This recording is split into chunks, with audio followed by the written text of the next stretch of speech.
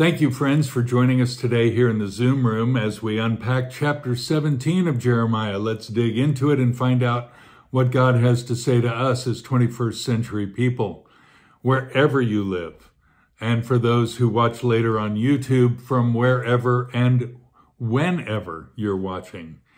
I've told you for weeks that this chapter may well be my favorite in the entire 52 chapters of this prophet's prophecies and writings. So there's special anticipation as I approach the teaching today. Also, I'm joining you from the United States, pondering my own history with the Bible since my youth, the youth I left more than 50 years ago in this very city. I'm in Kansas City. So you will pardon me if I seem a bit more excited than usual. You who are familiar with much of the Bible, but not necessarily with Jeremiah, will recognize many of the phrases and sentiments that are found in this chapter also. So let's jump in. Structural consideration. The language of Jeremiah 17 is covenantal. That means it hearkens to and is a flashback to Mount Sinai. There, God made a covenant with the Jewish people, which to this day is known as Torah, and which included both regulations and statutes with commensurate blessings for keeping Torah and curses for breaking the mitzvot. Look at verse 1, and also a couple verses from Torah and from Proverbs. Maybe this is an answer to the question the Jewish people asked in chapter 16 when they said, "Why is this trouble coming to us?" God says right here that the pen and paper are evidence of the, what does it say? Sin of Judah. The pen is an iron stylus, and the paper is the tablet of the heart of the people. Remember, the notion of the tablet, Hebrew luach, is how to this day we title the two tablets of the law. Shnei luchot, the 10 commandments are really the two tablets. God wrote the laws there in Exodus 24, 31, Deuteronomy 4. Well, I'll list them all on screen for the YouTube folk. Not only do we read this notion there in Torah, but also in the book of Proverbs. There, the tablets are the ones on our hearts in chapter 3 and 7.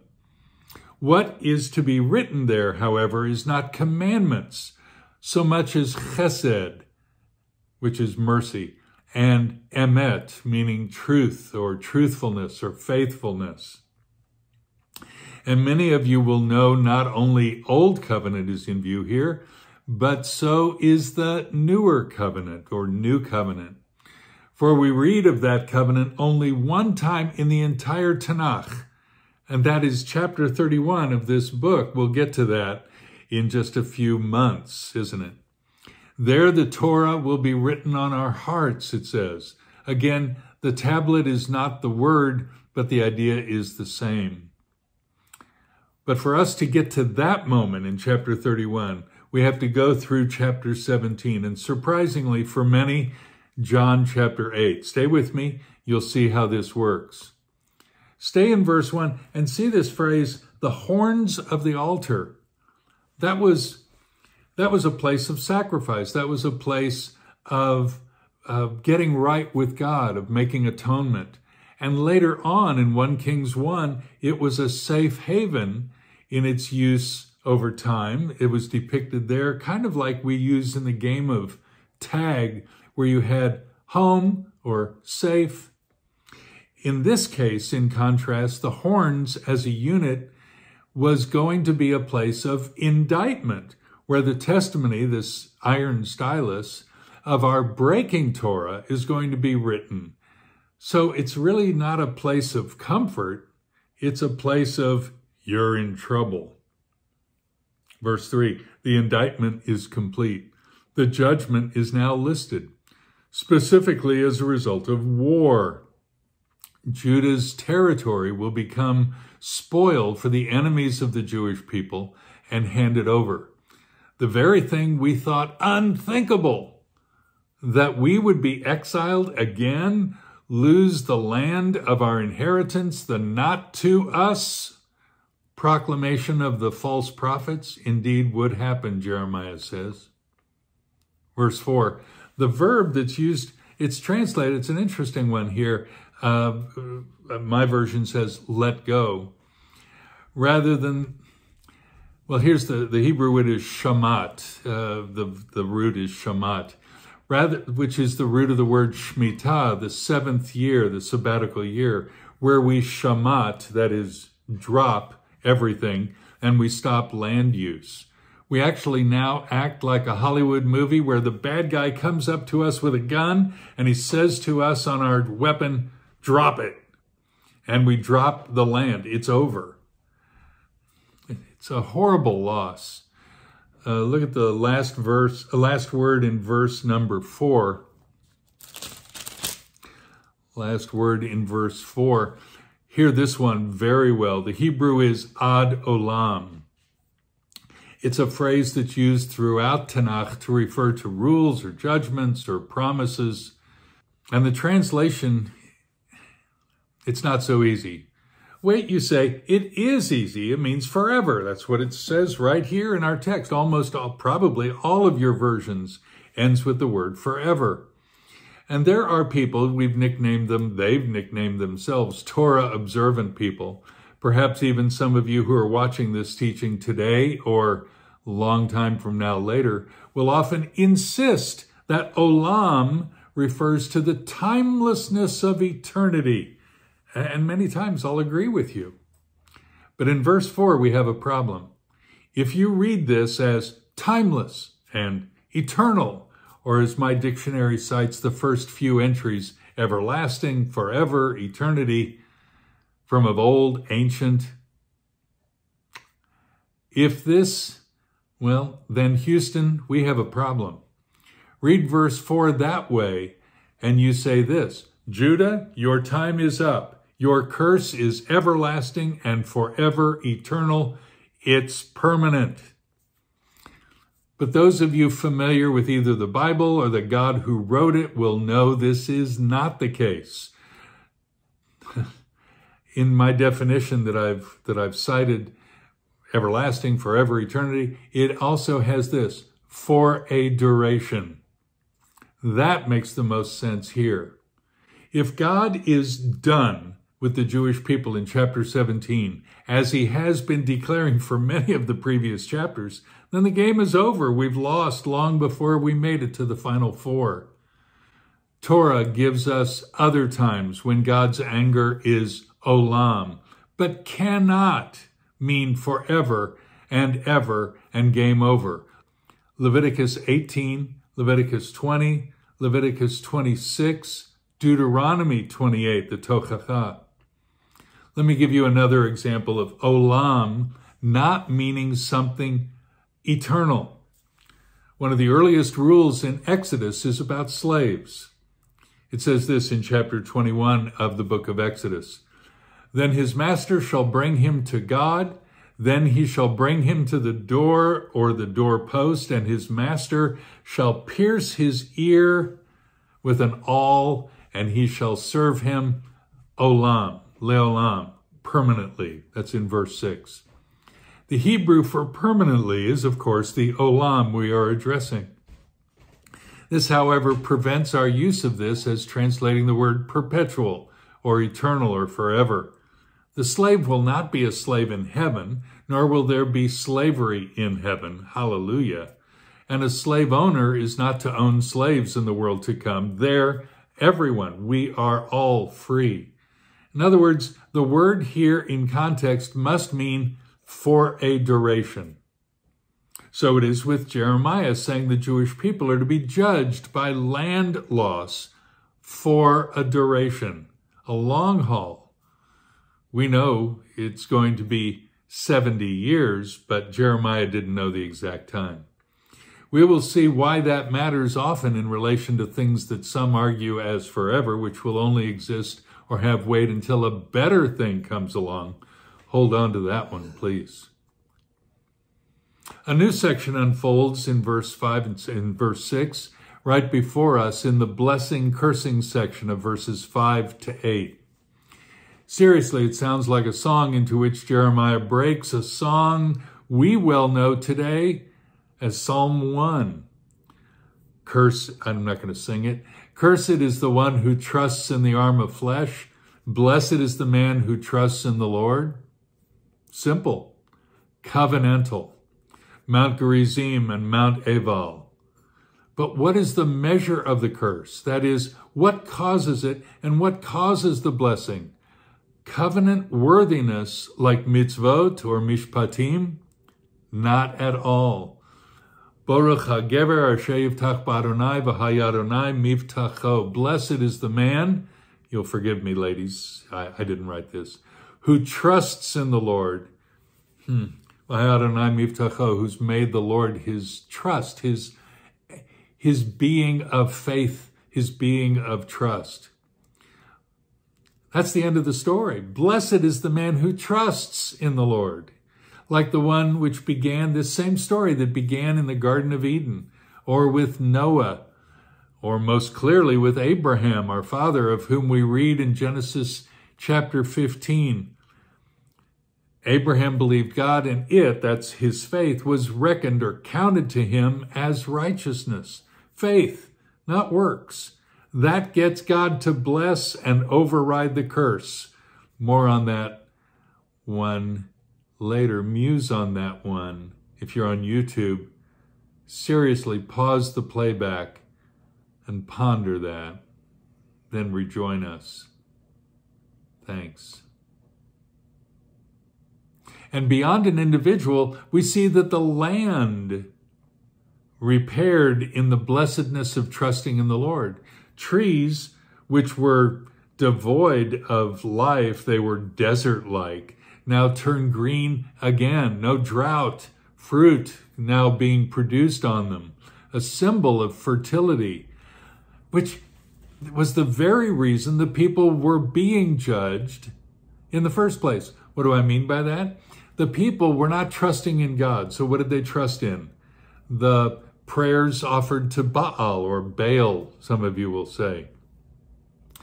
And so they worshiped or gave money to Baal in hopes, really fingers crossed kind of thing, that their team would come through and win. I watched some basketball over the weekend, and I saw some people, it was fascinating to watch, crossing themselves and fingers crossing and it was as if I'm going to do anything I can to get my guy to shoot a basket and win a basketball game. And if it means praying to or devoted to a God, the God of basketball, if there is such a thing, there is no such thing, then I'm going to do that. And that's what the Jewish people were doing. We were trusting in Baal and pouring our good efforts and our good money and our good wishes into Baal so that he would produce fertility both in our children and in the land.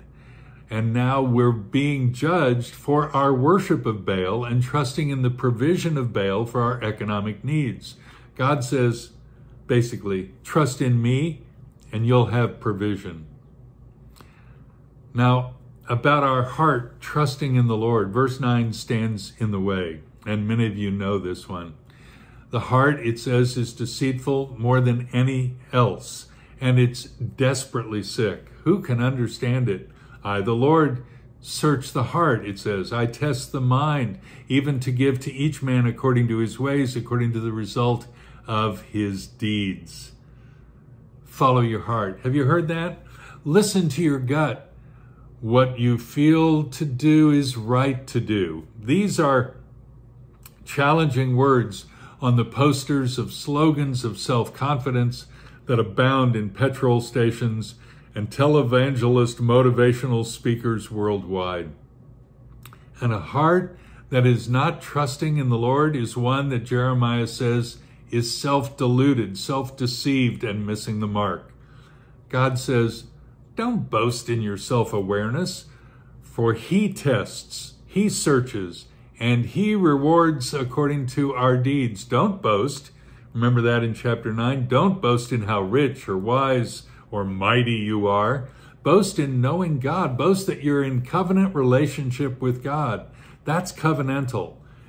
And it's in verse 11 about riches coming and going.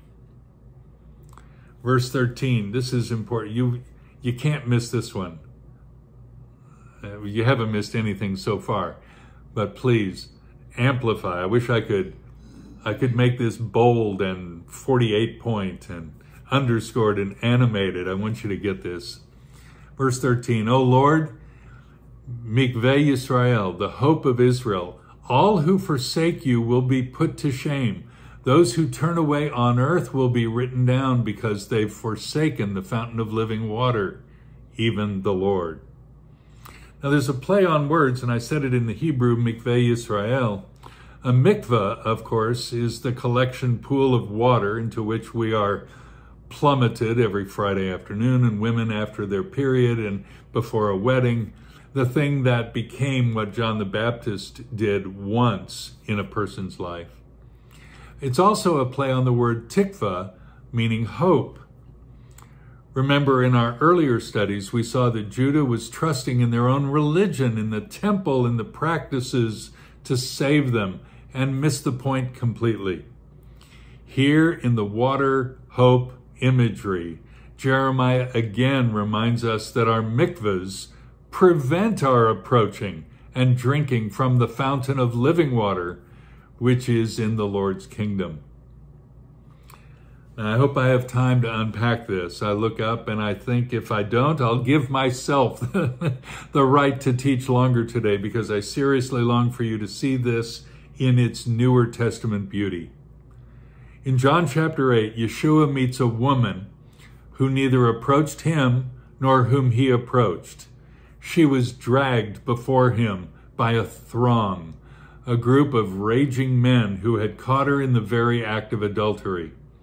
The shame and guilt on the woman are only assumed, and her being used for their dastardly purposes is made clear by the Apostle John in his writing. Yeshua is challenged by the mob. They say this, in the Torah of Moses, such a woman should be stoned. What do you say? What does Yeshua say? Wait, what does he do before he speaks? Verse 6 of John 8, we read, Yeshua stooped and with his finger wrote on the ground. What is that? Is he stalling? Some kind of doodling? Or was it words he wrote? In verse 7, it says in John 8, they persisted in asking him, and he straightened up and said, he who's without sin, let him be the first to throw a stone at her. Then what did Yeshua do? It's in verse 8. Again, he stooped and wrote on the ground. This is so rare, so unusual. What did he write? By the way, how do you write on the ground? With a rock? With a stick? My grandsons would do that. Or with your finger? I believe he used his finger and wrote their sins and perhaps their names, column 1, column 2, on the ground. Why? Because of Jeremiah 17, verse 13, right in our text. Those who turn away on earth will be written down. But move the word. It's easy to do. Perhaps more clearly, those who turn away will be written down on the earth or in the earth. And in covenantal language, which harkens back to Sinai, we read this in Exodus 31. When he had finished speaking with him, when God finished speaking with Moses on Mount Sinai, God, gave Moses the Shnei Luchot, the 2 tablets of the testimony, tablets of stone, written by the finger of God. What did Yeshua write? The laws, I believe. Perhaps only the 10 Commandments. Perhaps on column B, the names. Menachem ben Shimon, Reuven ben Eliyahu, Issachar. Men who were standing there that day, raging against Yeshua and using that woman as a prop. And what does it say in John 8? The older men got it and were convicted of their sins, dropped their stones, and walked away first. That Yeshua used his finger to scribe the scripture into the sand equated him with God, the Creator, yet again. Many commentators link Yeshua with Moses giving a new Torah. Say in Matthew 5, 6, 7, the Sermon on the Mount, coming down from the mount with new commandments. But here in John 8, he's the one writing the words, equating him with God, not with Moses. And the old men got it first.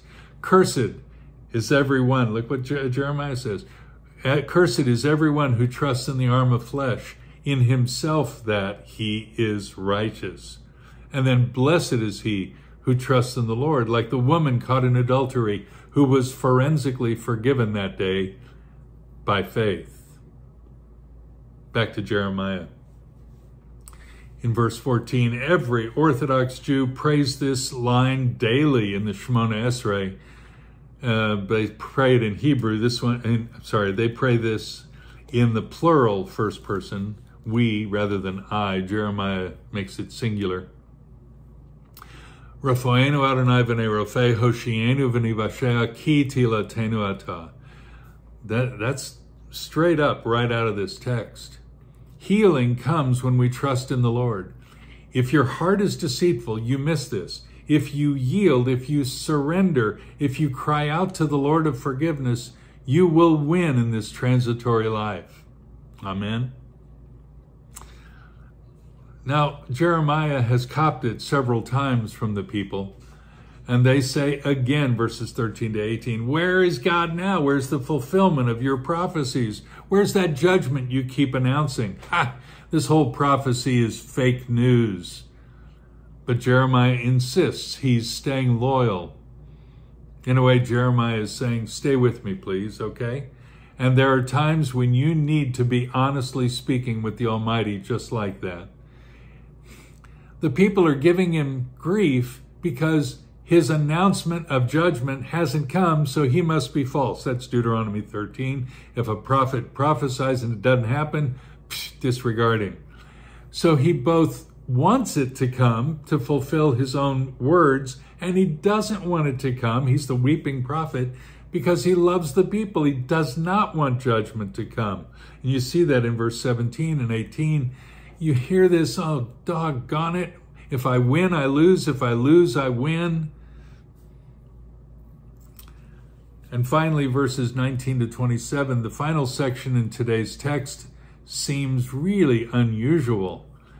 For 8 verses, the point is not to carry lumber into the city on Jerusalem. But its context in the whole chapter, well, I suppose it makes great sense. Let me see if I can help us not to be distracted. Jeremiah has spent much time and effort in teaching the Jewish people to listen to God, to trust in the Lord, not to make our religion into a substitute for both personal and corporate obedience to the Lord. Then this beautiful section ends today with some basic rules about not schlepping a load. Se'et masa, carrying a load. It's not about lifting a pram or carrying a handkerchief, even a tallis bag. That's the extreme. So many comply and miss the point. It's about manual labor and construction. Really, it's about, how shall we say, making everything the same and not apportioning distinction to one day above another. And really, end of the day, it's about money. Let me just put it in modern terms. Yeshua got angry at the legalists of his day who made Shabbat into a burden instead of a relief that it is. Don't work all 7 days. Take a day off. Trust God with that day. Hear the difference. It's not what rules do I keep. How many people call our office or write us letters and say, how do I keep the Sabbath? What are the rules? That's exactly not the point. It's about not earning your keep 7 days a week. Apportion 1/7 of it to the Lord. Here's what I mean. I hear some of you reflecting the Apostle Paul in Romans 14, and you might be one who says, I regard every day as significant and every day as holy. God bless you, that's fine. And Paul would say, good on you. But most of us are not so clever and need a 1 day in the week clause to help us think about God royally at least 14% of the time. We need to shake things up a bit and meet with other believers and seriously chill. Jeremiah and other prophets did this as well, was chiding the Sabbath breakers for their non-trust in the Lord, making lucre into filthy lucre. Here's what I mean. If you trust God with your life, obviously you could lie back and say, yeah, I'm trusting the Lord, he'll provide for me. And God says, get up and work. If you don't work, you shouldn't eat. But at the same time, you can't work and put it all on your own back. You've got to have a team spirit, if you will. You've got to trust in God.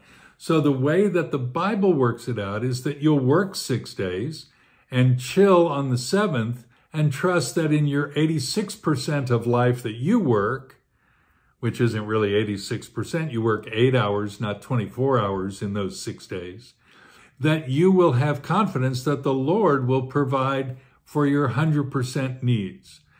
So our taking a day off, and mind you, how many other days of the year are required to be workless days, not worthless, but days when we don't work. Rosh Hashanah, Yom Kippur, Pesach, Shavuot, Sukkot, all these holidays have built-in no work clauses, so that in those times we're confident that God, who is our sustainer, redeemer, provider, will indeed take care of us. So I'm not putting it all on my back, and I'm not putting it out on the back of Baal. I'm trusting in the Lord with all my heart. Deceitful at times, but I'm confident, and I'm giving God all my broken pieces. Listen, God is calling each of us to know him and to walk with him today and throughout our days. Have you personally received Yeshua as your Messiah and Lord? Have you renounced your sin, your idolatry, your forsaking God, and given him first place in your life? If not, please do so just now. We're going to pray together. You use your own words if you want, but yield, surrender to the Lord of life. Pray something like this. Father, I've lived my life apart from you. I'm sorry. I've been wrong. I need you. I need you like that woman dragged in front of Yeshua. I need to be forgiven of my sins. Yeah, my sins are written there in the ground, and yet you are a God who forgives, who's full of chesed and emet, mercy and truthfulness. Lord, I yield to you. Thanks for giving me new life in Yeshua. If you just prayed something like that, use your own words, then write to us, admin@jewsforjesus.org.au, and tell us what you've just done. And we'll send you some literature, we'll encourage you. You're part of our family. We love and appreciate you. And we want you to enjoy the presence of the Lord who calls, who knows, who blesses, and builds us up. We hope to see you again next week as we study chapter 18. Until then, Shabbat Shalom. And